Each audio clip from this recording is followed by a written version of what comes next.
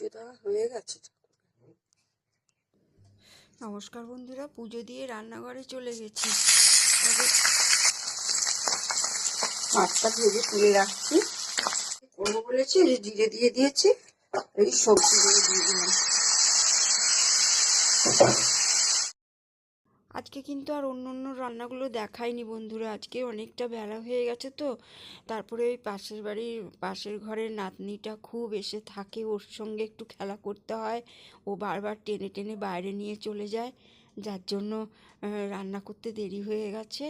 আর বাকি রান্নাগুলো আপনাদের একসঙ্গেই দেখিয়ে দেবো, সব মেনুগুলো কি কি করেছিলাম।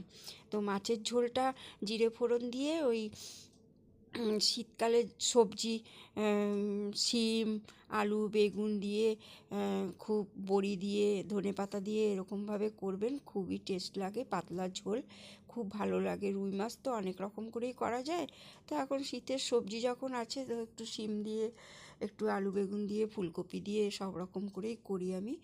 তো মাছের ঝোলটা করলাম, আর ভাত করেছি। আর আজকে একটু অন্য জায়গায় খিচুড়ি, যেখানে কাজ করে আপনাদের দাদা, এই বড়িগুলো এখন দিয়ে দেবো তরকারিতে। তো তরকারিতে এরকম বড়ি, আমি না বড়ি হাতে দিতে পারি, কিন্তু এই কুকুর বেড়ালের জন্য দিতে পারি না। ফাঁকা জায়গা রয়েছে কিন্তু দিতে পারি না, সারাক্ষণ কুত্তা বেড়াল আসতেই থাকে, আর যার জন্য দিতে পারি না। দিয়ে লাস্টে নামানোর সময় ধনেপাতা দিয়ে দেবেন, দেখবেন খুবই টেস্টি। আর একটা ভাজা মশলা দিতে হবে, তো এইভাবে করবেন। আর এমনি রান্না করেছিলাম, মাছের মাথা ছিল, বোয়াল মাছের মাথা। বন্ধুরা, এটা মাছের কাঁটা দিয়ে, বোয়াল মাছের মাথা দিয়ে আর কাঁটা দিয়ে এটা একটা ছ্যাঁচড়া মতন করেছি। আর এটা হচ্ছে পালং শাকের ঝোল। আর এটা তো রুই মাছের তরকারি দেখালাম, বড়ি, শিম, আলু, বেগুন সব দিয়ে, ধনেপাতা দিয়ে, জিরে বাটা দিয়ে করেছি। জিরে আর ধনে বাটা দিয়ে করেছি। আর এটা হচ্ছে চাল কুমড়ো ভাজা, এটা বেগুন ভাজা, আর এটা হচ্ছে চাটনি।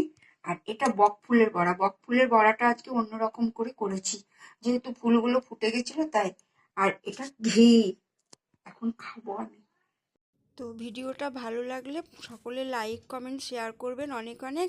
আর ভালো থাকবেন, সুস্থ থাকবেন। আবার আগামীকাল দেখা হবে। শুভরাত্রি, নমস্কার।